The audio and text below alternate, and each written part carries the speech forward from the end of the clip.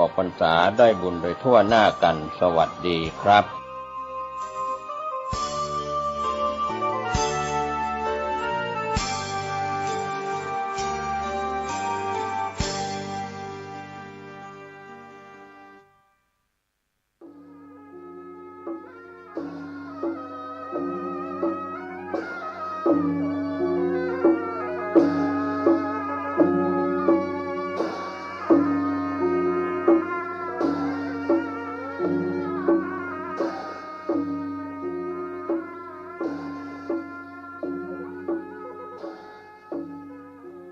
ขอความเจริญในธรรมและความผาสุกทางใจจงได้บังเกิดมีกับท่านสาธุชนคนดีผู้เจริญอยู่ในศีลผู้เจริญอยู่ในธรรมทุกท่านพร้อมกันนี้ขอเชิญชวนมวลท่านผู้ใจบุญทั้งหลายได้ร่วมอกร่วมใจกันขอยกมือ10 นิ้วกราบอาราธนาเอาคุณพระแก้วเจ้าทั้ง3บุญศีลบุญทานที่ได้กระทำปั้มเปงมาในอดีตและกำลังจะทำเวลานี้เสื้อวัดเสื้อวาเสื้อบ้านเสื้อเมืองคุณพ่อคุณแม่คุณครูบาอาจารย์ผู้ประสิทธิ์ประสาทวิชาความรู้สิ่งศักดิ์สิทธิ์ทั้งหลายอันรักษาบ้านเมืองล้านนาของเฮามีพระธาตุเจ้าโดยสุเทพจังหวัดเชียงใหม่พระธาตุเจ้าหริพุนชัยจังหวัดลำพูนพระธาตุเจ้าลำปางหลวงจังหวัดลำปางพระธาตุเจ้าจ้อแฮจังหวัดเมืองแพร่พระเจ้าธาตุเจ้าจ้อแจ้แห้งจังหวัดน่านพระธาตุเจ้าดอยตุงจังหวัดเชียงรายพระเจ้าตนหลวงจังหวัดพะเยาพระธาตุเจ้าดอยกองมูจังหวัดแม่ฮ่องสอนตลอดถึงพระบาทพระธาตุเจ้าต่างๆในล้านนาครูบาเจ้าศรีวิจัยนักบุญแห่งล้านนาไทยเป็นต้นขอเชิญชวนและอาราธนามาปกปักรักษาพ่อแม่พี่น้องท่านผู้ฟังทั้งหลายทุกท่านให้มีความสุขกายสุขใจตลอดกาลนานก่อนที่จะได้ดำเนินการต่อไปนี้ขอเชิญชวนท่านผู้อยู่ในศีลในธรรมทั้งหลายได้ไหว้พระพร้อมกันพนมมือขึ้นกราบ1กราบ2กราบ3อะระหังสัมมาสัมพุทโธภควาพุทธังภวันตังอภิวาเทมิกราบสวากขาโตภควตาธัมโมธัมมังนัมมัสสามิกราบสุปฏิปันโนภควโตสาวกสังโฆสังฆังนะมามิกราบหันทมัยยังพุทธัสสะภควโตบุพาภะภาคณะมะกะลังกะโลมาเสนะโมตัสสะภะคะวะโตอะระหะโตสัมมาสัมพุทธัสสะนะโมตัสสะภะคะวะโตอะระหะโตสัมมาสัมพุทธัสสะ นะโมตัสสะภะคะวะโตอะระหะโตสัมมาสัมพุทธัสสะพุทธังสรณังกัจฉามิธัมมังสรณังกัจฉามิสังฆังสรณังกัจฉามิตุติยัมปิพุทธังสรณังกัจฉามิตุติยัมปิธัมมังสรณังกัจฉามิตุติยัมปิสังฆังสรณังกัจฉามิตติยัมปิพุทธังสรณังกัจฉามิตติยัมปิธัมมังสรณังกัจฉามิตติยัมปิสังฆังสรณังกัจฉามิอิติปิโสภะคะวาอะระหังสัมมาสัมพุทโธวิชชาจารณะสัมปันโนสุขโตโลกาวิทูอนุตตโลปุริสาธรรมสารถิสัทธาเทวะมนุษย์สานังพุทโธภควติสวากขาโตภควตาธัมโมสันติติโกอกาลิโกเอหิปัสสิโกโอปนะยิโกปัจจัตตังเวทิตตโพวินยูหิติสุปฏิปันโนภะคะวะโตสาวกสังโฆอุจุปฏิปันโนภะคะวะโตสาวกสังโฆญาญาปฏิปันโนภะคะวะโตสาวกสังโฆสามิจิปฏิปันโนภะคะวะโตสาวกสังโฆญะทิตังจัตตาลิปุริสายุคานิอัฏฐาปุริสาปุคลาเอสะภะคะวะโตสาวกสังโฆอาหุไนโยปาหุไนโยทักขิไนโยอัญจริกาลนิโยอนุตตลังปุญญเขตังโลกัสสติกราบหนึ่งกราบสองกราบสามกาเลนะธัมมัสสวนังเอตัมมังคารมุตตัมมังมาแล้วนึกพ่อออกแม่ออกพ่อนานพ่อน้อยพ่ออุ้ยแม่อุ้ยปู่ป้านาอาศรัทธาสนิบาตตานเข้าเท่าแก่ใหญ่น้อยใจยิงอันเป็นศรัทธาติ่นจองห้องวัดปุรุอุปถากวัดวาศาสนาทุกคนทุกท่านมาแล้วเสียงก้องเสียงกองเสียงมองต่ำเข้าเสียงตุเจ้าเทศนาธรรมมาแถมแล้วมาถึงบ้านมาถึงบนเฮือนมาถึงในเฮือนมาถึงในมุ้งในสุดมาถึงที่นอนมาถึงในเฮือนเตาไฟที่กำลังหุงข้าวนึ่งข้าวอยู่มาถึงในห้องน้ำห้องส้วมมาถึงในรถในลามาถึงในกาดในลีมาถึงในไร่ในสวนมาถึงกุฏิกุฏางที่ผู้ฟังทั้งหลายกำลังเปิดวิทยุรับฟังอยู่มาแล้วคือความอุ่นอกอุ่นใจกับพี่น้อง10 สาวเจ้าบ้านทั้งหลาย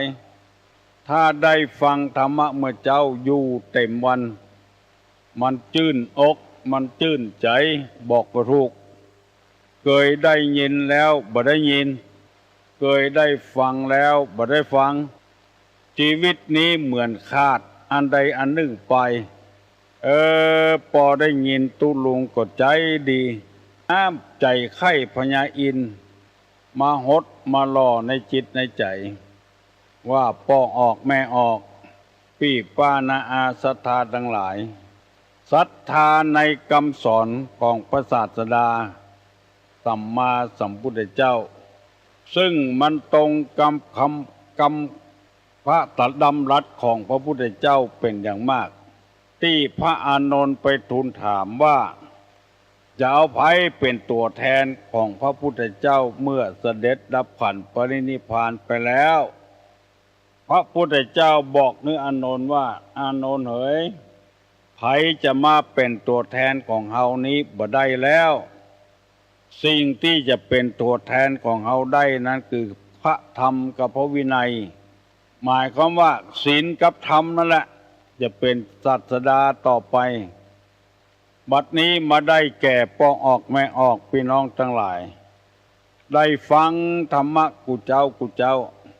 ชื่นอกชื่นใจสบายอกสบายใจ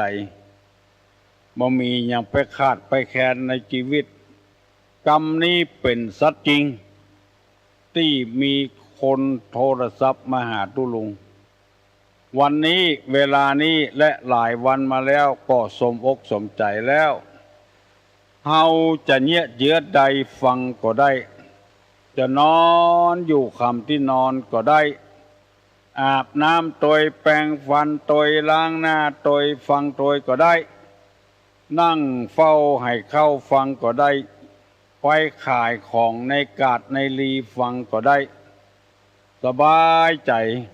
บ่ต้องแต่งเนื้อแต่งตัวหวีผมเก้าผมนุ่งเสื้อใหม่ผ้าใหม่นั่ง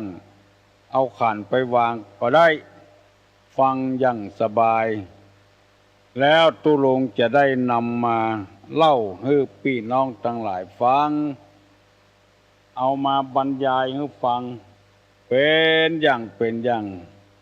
เพื่อเอาจะได้นำไปปฏิบัติให้ถูกต้องกับอุปนิสัยจิตใจของคนเพราะคนในโลกนี้อุปนิสัยจิตใจมันบ่เหมือนกันพ่อแม่ฮื้อได้ก็อวัยวะรูปธรรมผมขนเล็บเขี้ยวหนังจิ้นเอ็นกระดูกจิ้นในกระดูกม้ามหัวใจตับพังผืดไตปอดไส้ใหญ่ไส้น้อยอาหารเก่าอาหารใหม่ฮื้อได้หมดแต่ว่าฮื้อจิตใจนี้ฮื้อบ่ได้และทุกอย่างเป็นอนัตตาหมดเพราะว่าอยู่บังคับเฮาบ่ได้ที่อยู่ได้ที่เป็นของเฮาได้ก็คือดวงจิตดวงใจดวงวิญญาณดวงเดียวเพราะฉะนั้นธรรมะจึงเป็นเครื่องบำรุงดวงวิญญาณดวงจิตดวงใจของคนเท่านั้นธรรมะบ่สามารถให้คนรวยได้ให้คนมั่งมีสีสุขให้คนมีความรู้ได้นอกจากตัวเองคือดวงจิตนี้ไปแสวงหาเองมันขยันก็มีเงินมีทองขี้ค้านก็บ่มีอย่างกินบ่มีอย่างใจมันขยันก็มีความรู้มีวิชาความรู้คุ้มตัวเก่าเขียนหนังสือขายก็ได้ไปจ้อยไปซอไปเป็นนักร้องก็คุ้มเลี้ยงตัวเก่าได้แต่ว่าความดีบดีนั้นจะต้องได้รับข้อมูลที่แท้จริงดีใจที่ท่านทั้งหลายพยายามหาข้อมูลที่แท้จริงมาใส่ตัวแล้วชีวิตของเราจะได้อยู่ไปอย่างมีความสุขบานหวานใจลูกนึกพอออกไม่ออกวันนี้วันศีลวันธรรมนึกออกภาษาวาสัง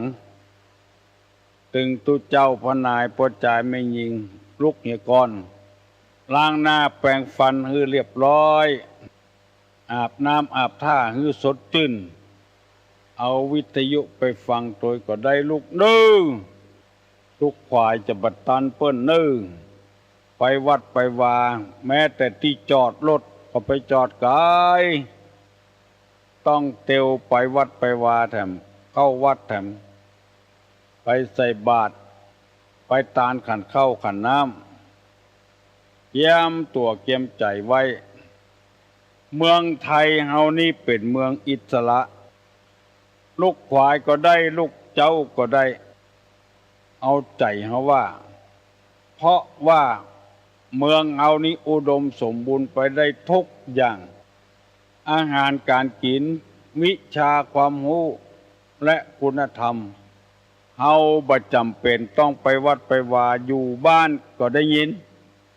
แล้วอันใดมันถูกใจนำไปประพฤติปฏิบัติเพราะว่านิสัยของคนนี้มันบ่เหมือนกันบางพ้องก็มีความเชื่อเป็นจริตเป็นนิสัยเปิ้นอู้หยังเปิ้นเล่าอันหยังมาเชื่อหมดมีครูคนหนึ่งไปนั่งอู้กับตุเจ้าเหมือนแล้วอู้เรื่องพระเวสสันตระกับปู่พราหมณ์ชูชกตัวเจ้าเปิ้นก็ลองใจว่าครูนี่จะมีนิสัยเป็นจะใดว่าปู่พราหมณ์ชูชกเนี่ยมันบ่ดีก็ถามตัวเจ้าว่ามันบ่ดีจะใดตัวเจ้าก็เล่าให้ฟังว่ามันเกิดมาในท่ามกลางความร่ำรวยมั่งมีสีสุขที่เมืองสาวัตถีที่ค้านโตแถมต่างหากก็เพราะว่าหากินสัมมาชีวิตาสัมมาอาชีพเสาะขอจนได้คำร้อยประกหาปณะผีซ้ำน้ำเลาะที่มันขี้ค้านไฟไหม้ห่อไม่เหือนมันได้คำปกเดียวหนีไปอยู่เมืองกลิงกราชซ้ำว่าเอาเปิ้นพิษหัวกันเจ้าบ้านเจ้าจองไปเอาเมียมันไปอยู่บ้านแล้วก็ทำก็จายหนุ่มพิษหัวกันก็จายหนุ่มหมู่นั้นซ้ำไปด่าเมียตัวเก่าเมียพามนุมนิมพามนุมทั้งหลายก็ไล่ด่านางอมิตตาว่าเพราะผู้พามเป็นต้นเหตุเนี่ยผัวเขาไปเนี่ยเวียกเนี่ยกันมาเมาเมียเปิ้นบ่กินบ่รับบ่นอนนางมิตาให้ไปหาปู่พามใจคือปู่พามไปขอเจ้าจารีกับกันหาเข้าแพะเข้าป่าไปสัมไปจุพรานเจบุตรจุพระฤาษีอจุตรสีจุพระเจ้าศรีวิราชไปจุพระเวสสันดรแถมจนได้เปิ้นปัดภาคจากลูกจากเต้าจากพ่อจากแม่กันผู้คนนั้นก็โคตรปู่พามเพราะมีศรัทธาจริตอย่างที่ว่าเนี่ยโคตรจนหน้าดำหน้าแดงทำสักกรรมตุเจ้าเพิ่นก็บอกว่าปู่พามนี่มันดีเนอะครูเนอะมันดีจะได้ตุเจ้าก็อธิบายให้ฟังกรรมโบราณเปิ้นว่าบ่มีสมปานมารบ่แก่ถ้าบ่มีปู่พามทุจกพญาเวสสันตระก็บ่ได้ตานลูกตานเต้ามันมาขอเอาเจ้าจารีน้องกันหาทำสมปานของพระเวสสันตระแก่กล้าขึ้นอธิบายเรื่องความดีของปู่พามมันสามารถโกหกพกลมจุนางอมิตตาได้จุพ่อจุแม่ได้เพราะความดีความชอบของมันครูตอนนั้นก็คอยตามตุเจ้าแถมเปิ้นเล่าให้ฟังตอนที่เปิ้นบัดตายเอามามองว่าอันนี้เรียกว่าศรัทธาจริตอันยังก็เชื่อเปิ้นว่ามีหยังสักอย่างมีมือแบเข้ามาเอาสตางค์ให้เปิ้นอยู่ในธนาคารก็ได้เพราะว่ามีศรัทธามีความเชื่อเปิ้นล้ำไปลาบลาหน้าโตดใส่ตัวเก่าว่ามันเป็นจะได้หูนะสะเบิ้งสะเจิงบ่กองมันยุบมือยุบไหลแล้วก็ลืมคิงไปหมดเหมือนกับบ่มีชีวิตชีวาไปเบิกเงินธนาคารเอาไปให้เปิ้น ความจริงมันแหละน้อยเดียวบ่ได้เพราะมันมีศรัทธาล้ำไปให้ได้เงินนักหรือเก่ามาแปลงโทษใส่ตัวว่าสลึมสลือความจริงนั้นบ่สลึมสลืออย่างสี่อย่างเพราะความโลภเป็นจริตวิตกจริตโลภจริตมีหลายอย่างวันนี้ตุลุงจะได้นำเอาจริตของคนในหนังสือครั้งธรรมมาเล่าให้พี่น้องทั้งหลายฟังว่าคนเอาในนิสัยบ่เหมือนกันลูกพ่อเดียวแม่เดียวนิสัยบ่เหมือนกันออกจากท้องแม่มาแต่นิสัยบ่เหมือนแม่บางทีก็ดีเหลือพ่อเหลือแม่เรียกว่าอภิชาตบุตรบุตรที่ยิ่งกว่าพ่อกว่าแม่ในประเทศไทยเฮานี้มี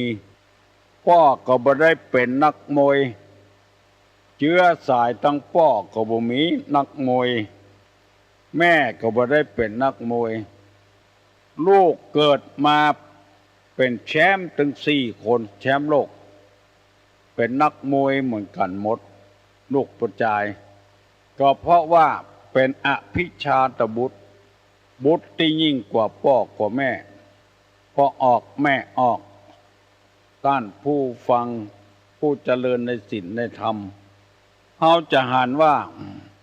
สมเด็จย่าพระราชชนนีสีสังวาลมีลูกประจาย2 คนคือเจ้าฟ้ามหิดลกับเจ้าฟ้าภูมิพลอดุลยเดชเลี้ยงลูกมาเป็นอภิชาตบุตร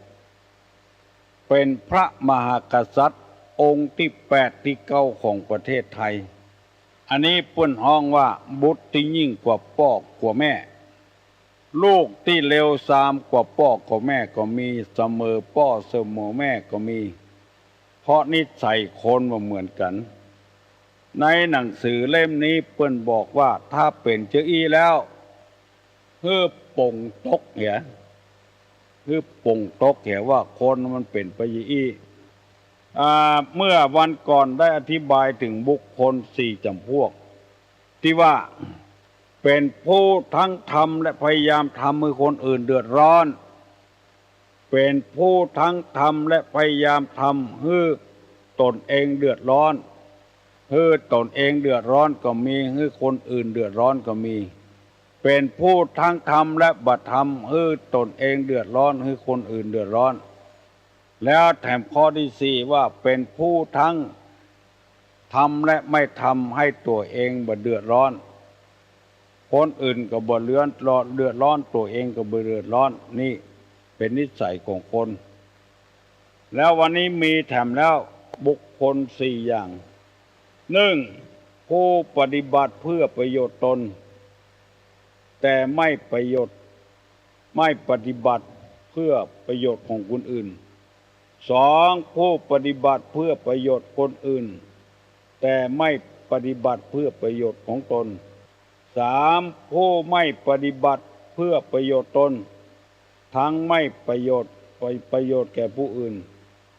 3ผู้ปฏิบัติเพื่อประโยชน์ตนด้วยเพื่อประโยชน์ของผู้อื่นด้วย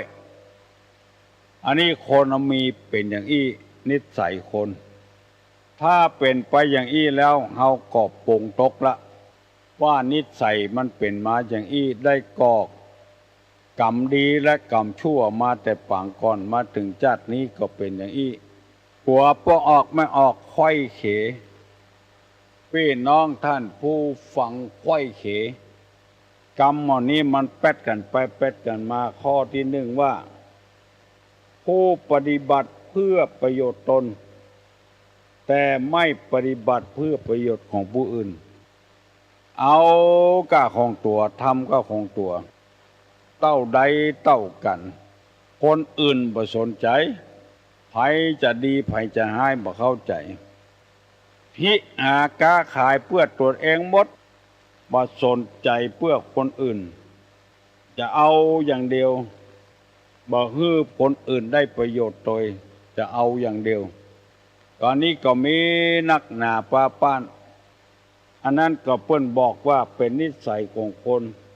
เนี่ยไอ้หยังก็เอาเข้าปากเข้าท้องเข้าไส้ของตนเองหมดบอกว่าผู้นั้นจะเป็นอ้าย จะเป็นพี่ผู้นั้นจะเป็นน้องก็ตาม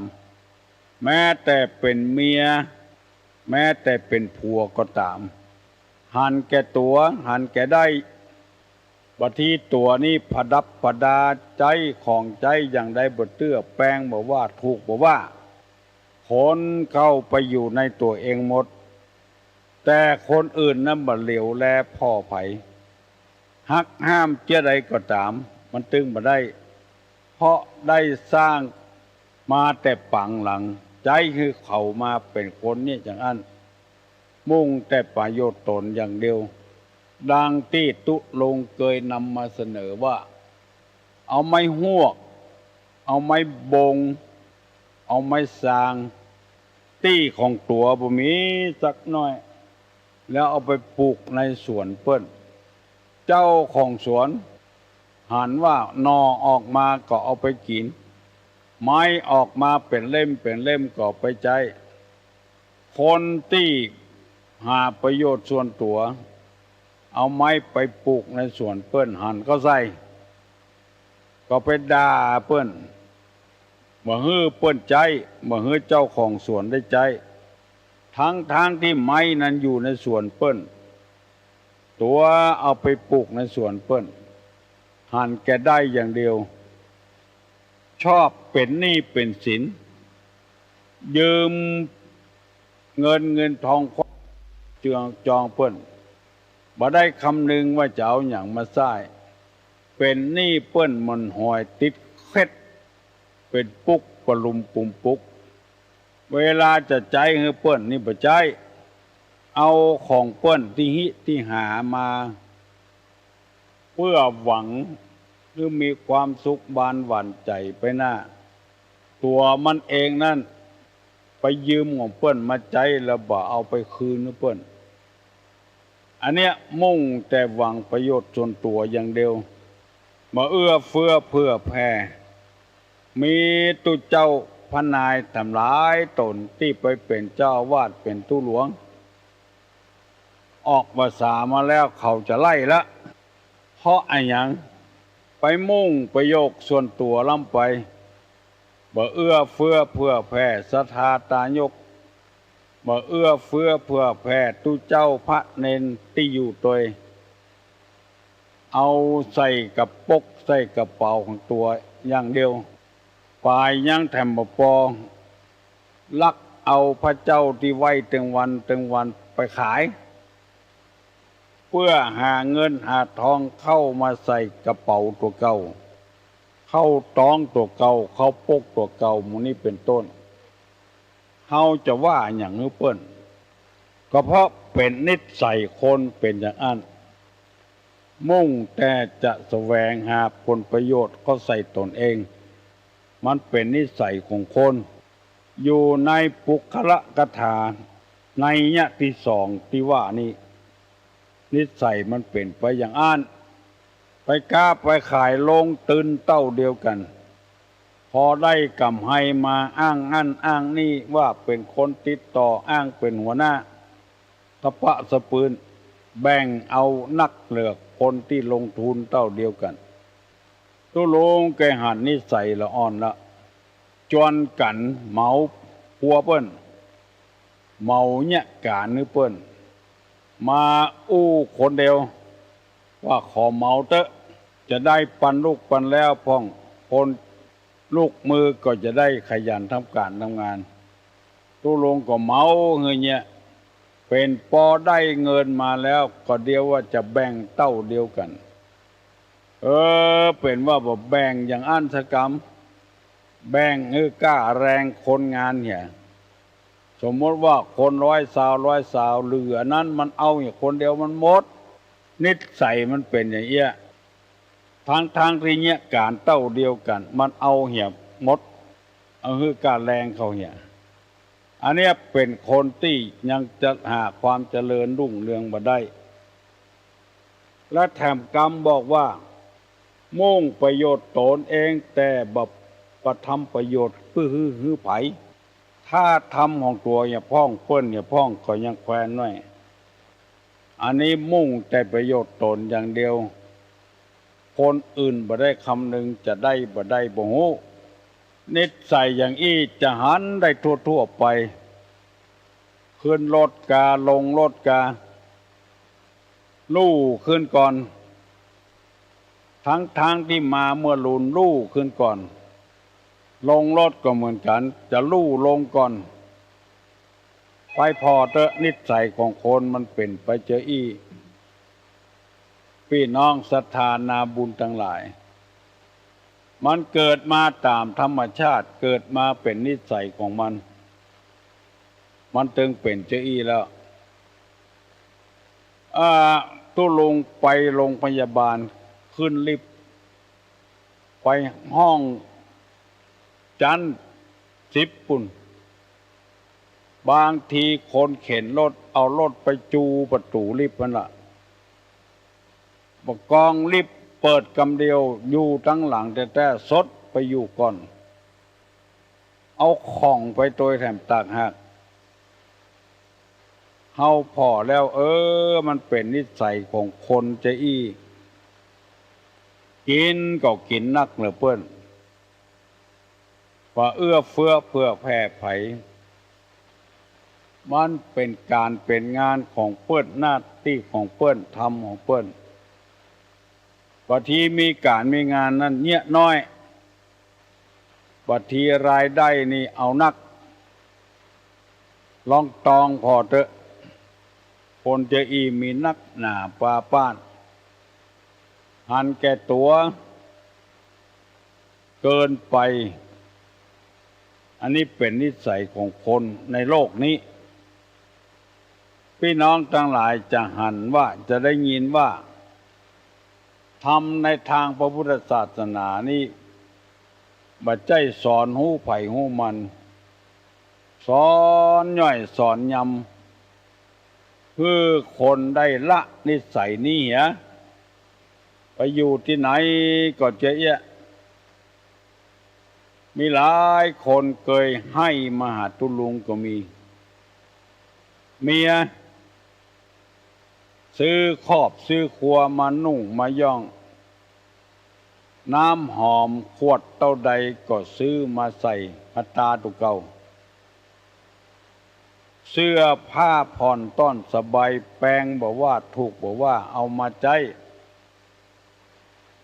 เพชรพลอยเพชรนินจินดาเป็นเงินเป็นทองเป็นนาคซื้อมาเอาผดับผดาตัวเก่าแต่พอถึงของผัวพ่องประสนใจอย่างสักอย่างมาให้สอว่าเมียหันแก่ตัวหันแก่ได้ตุลุงบอกหูเจ้าอย่างมาปอบมาโยนก็ว่าอ้ายเอ้ยมันซื้อมามันก็อยู่ในบ้านของเฮานั่นละถึงเวลาตกอับตกจนก็จะเอาของมันไปขายเรือล่มอยู่ในหนองทองจะไปไหนก็เลยตีรูปตีตาให้กำลังใจไปต่ออันนี้เรียกว่าผู้ทั้งปฏิบัติเพื่อประโยชน์ตนแต่ไม่ปฏิบัติเพื่อคนอื่นนิสัยเป็นอย่างอี้วัดบางวัดตุเจ้าไปอยู่โดยก็บ่ติดเน้นไปอยู่โดยบ่ติดเพราะเจ้าอาวาสไปฮับตาลเนี่ยมดบางทีงาน2 ที่ 3 ที่แทนที่จะแบ่งให้ลูกวัดลูกวาไปเหี่ยพ่องต้านฮับเนี่ยมดไปสวดที่นี่สวดเสร็จแล้วไปตั้งหน้าแถมไปกินก็ตอนตั้งหน้าแล้วก็ปิกมาปั่นปอนที่นี่แถมวัดก็ไม่ใช่มีตู้เจ้าตนเดียวยังมีลูกศิษย์ลูกหาหลายตนอยู่มันเป็นที่คารหานินทาของผู้งูทั้งหลายวันใดก็อย่างเดียวกันเนี้ยจนปอบ่ได้อยู่วัดอยู่ว่าละคนอื่นจะมีสตังค์บ่มีสตังค์ อยากได้ใจได้ใจบ่คิดถึงคือตัวได้อย่างเดียวจะอี้ก็มีมันเป็นนิสัยของคนแล้วข้อที่สองเป็นว่าผู้ปฏิบัติเพื่อประโยชน์ผู้อื่นแต่ไม่ประโยชน์เพื่อแต่ไม่ปฏิบัติเพื่อประโยชน์ตนคือมุ่งทำให้คนอื่นนักล้ำไปตัวเองนี่บ่ได้อย่างสักอย่างนี้ก็มีอันนี้มันมีสองประเด็นด้วยกันทั้งดีและบ่ดีเวลาเปิ้นมีการมีงานนี่ไปแจ้ได้6 วัน7 วันการงานของตัวแบบเนี้ยเจออีกก็มีไปพอเตอะบ่เชื่อถ้าบ่เชื่อเปิ้นมีปอยมีลามมีคืนนั้นใหม่มีแต่งงานไปจ้อยเปิ้นล้างถ้วยล้างจานเจ็ดถูเอาตากแถมเสร็จแล้วเอาไปส่งนึกเปิ้นแถมโหมเนี่ยกานึกเปิ้นพอเหลวหลังไปหาบ้านตัวเก่าลูกจะกินอย่างหมูเมียจะกินอย่างหมูผัวจะกินอย่างหมูหม้อข้าวเต่าขับไฟเหี้ยเบอถ้วยกินมาแล้วได้เป็น7 วัน8 วันบัดได้ล้างสักใบผ้าที่จะแจ้ละไว้หั่นจะเอาซักผ้าผัวกาผ้าเมียกาของลูกกาบ่ได้ซักมุ่งไปทำงานให้คนอื่นมันเป็นนิสัยของคนเห็นแล้วอันนี้ในทางอกุศลคือคนเอาได้สำนึกป้องประโยชน์ตนป้องประโยชน์คนอื่นป้องก็จะดีทางอกุศลนั้นก็มีอย่างครูบาเจ้าสีวิจัยมองหน้าไปสร้างที่อื่นหมดแล้วสิ่งที่ครูบาเจ้าสร้างนั้นเป็นรัมมณียสถานเป็นปูชนียสถานวัดใดวาใดที่มีความสำคัญไปสร้างวัดนั้นวานั้นสร้างเอาจนเสร็จสร้างที่ไหนเสร็จที่หั่นแล้วที่หั่นเงินทองเหลือก็มอบไว้เป็นของวัดของวางคือกรรมการวัดจัดการอันนี้เป็นนิสัยของครูบาเจ้าศรีวิจัยครับมาถึงวัดของตัวก็สร้างพ่องพอให้พอดีอันนี้เรียกว่ามุ่งเนี่ยการนึกเปิ้นและตัวเองบ่พอประก้อยอันนี้เป็นข้อที่สองได้นำมาเสนอและอธิบายให้พี่น้องทั้งหลายฟังเพื่อให้คนเอาได้ปรับปรุงนิสัยตัวเก่าเพื่อมันดีให้มันเสมอขึ้นคือหมายความว่าถ้าทำประโยชน์ตนก็ต้องทำประโยชน์ของคนอื่นถ้าปฏิบัติเพื่อคนอื่นก็ต้องปฏิบัติเพื่อตนเองได้ถึง2 อย่างบัวก็บ่จำน้ำก็บ่คุณงานหลวงก็บ่ขาดงานลาดก็บ่เสียอันนี้เป็นนิสัยของคนต้องฝืนธรรมชาติฝืนจิตฝืนใจมาทำเพื่อได้ทั้งตนเองและคนอื่นแถมกรรมข้อที่ 3ว่า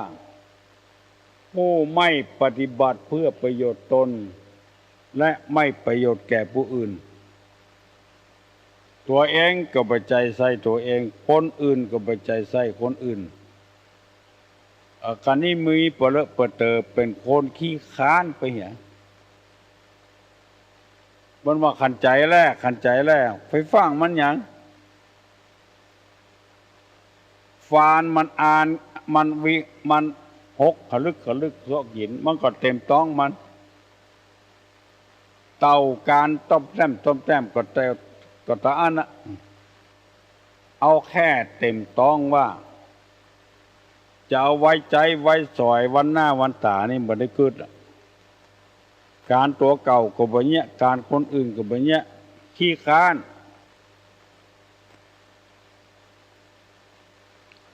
ถ้าเป็นแม่เยียงก็ถ้ากินกับผัว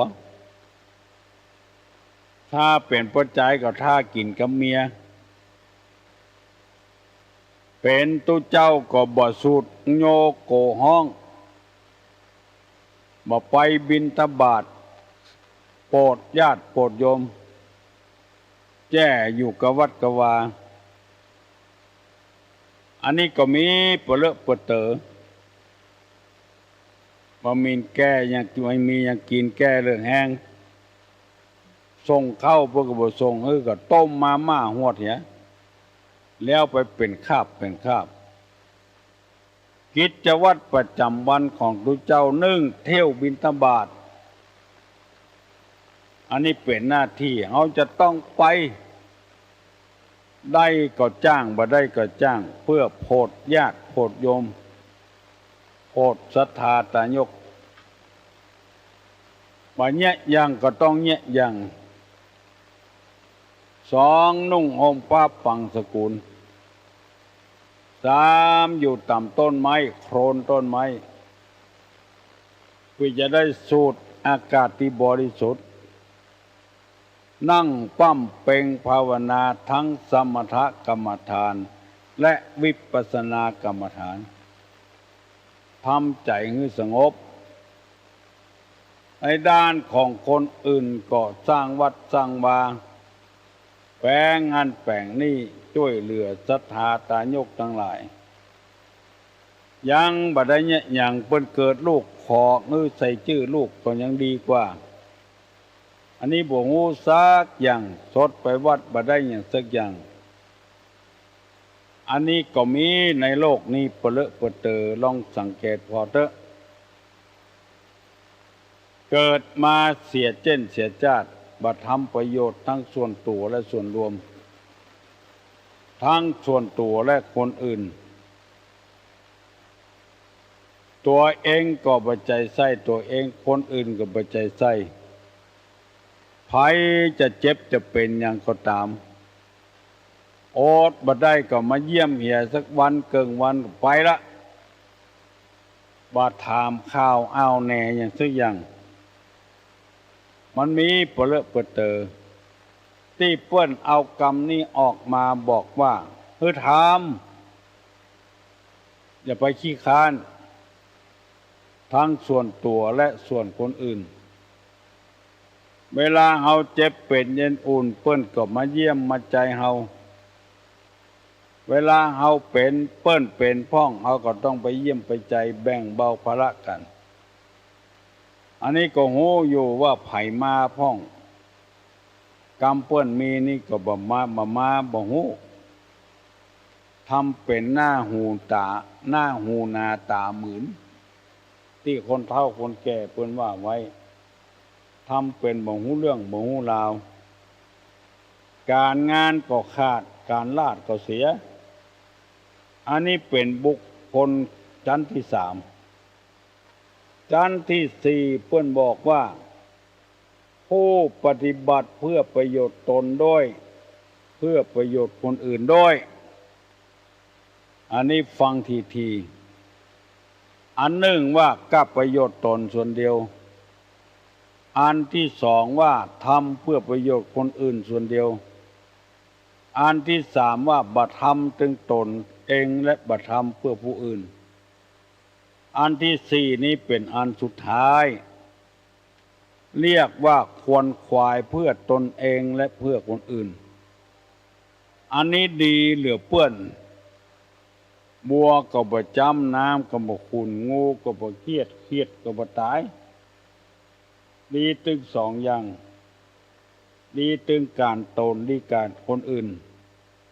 ที่พี่น้องทั้งหลายฟังนี้ได้ประโยชน์ในอย่างพ้องถ้าเฮาจะเอาประโยชน์นั่นก็คือว่าเอาอย่างข้อที่สี่นี้มุ่งหวังทั้งประโยชน์ตนและประโยชน์คนอื่นในพระพุทธศาสนาเปิ้นสั่งให้ทุเจ้าจาริกไป เพื่อประโยชน์ตนและประโยชน์คนอื่นให้มีความสุขให้สำเร็จอันนี้เป็นนิสัยจรทะภิกขเวเป็นธรรมะที่พระพุทธเจ้าสอนไว้อยู่ที่ไหนให้ตัวมีความสุขให้คนอื่นมีความสุขเพราะพระศาสดาของเรานี่เป็นพระอรหันต์เป็นนักจิตวิทยาบัดใจสอนให้หันแก่ตัวให้หันแก่ได้สอนให้ได้ถึงตัวเองให้ได้ถึงคนอื่นศาสนาของเราจะเป็นจะอีภายไตเป็นเหม็นเน่าเจ็บเป็นเย็นอุ่นในอย่างที่ไหนมีการมีงานไปหมดบอกว่าคนนั้นจะเป็นชาติอะไรอย่างเชื้ออะไรอย่างนับถือศาสนาอะไรอย่างไปจ้วยหมดอันนี้เรียกว่ามนุษยธรรมบางอย่างนั้นก็ยังบ่ถูกต้องเตื้อบางศาสนาพ่อตายแม่ตายบ่ฮื้อไปไหว้ศพกันท่าไว้ยมดบ่ฮื้อไปเคารพศพบ่ฮื้อไปกินไปตานตัวเปิ้นบ่ฮื้อได้ช่วยอย่างสักอย่างไปเหมือนกับแขกที่เปิ้นมาหาเฮาบัดเนี้ยอย่างสักอย่างพอเหี่ยมับมาอันนี้ยังจะฮื้อถูกต้องตามธรรมะข้อนี้ยังบ่ได้เตื้อบางรายนี่ก็ฮื้อไหว้กับพระเจ้าตัวอย่างเดียวบ่ฮื้อไหว้พระเจ้าเปิ้นการยกมือไหว้นี่มันเป็นธรรมเนียมเป็นวัฒนธรรมประเพณีบ่ได้แค่ยกมือไหว้ก็ห้ามกันให้หมดเหมือนกับมีเบื้องหลังอะไรอย่างสักอย่างแต่พระพุทธศาสนานี้บ่เลือกเพศบ่เลือกวัยบ่เลือกชั้นบ่เลือกวรรณะคือทำถึงประโยชน์ตนประโยชน์คนอื่นบ่แบ่งกันเป็นพรรคบ่แบ่งกันเป็นพวกบ่ได้จวนไผ่เอามาเข้าศาสนา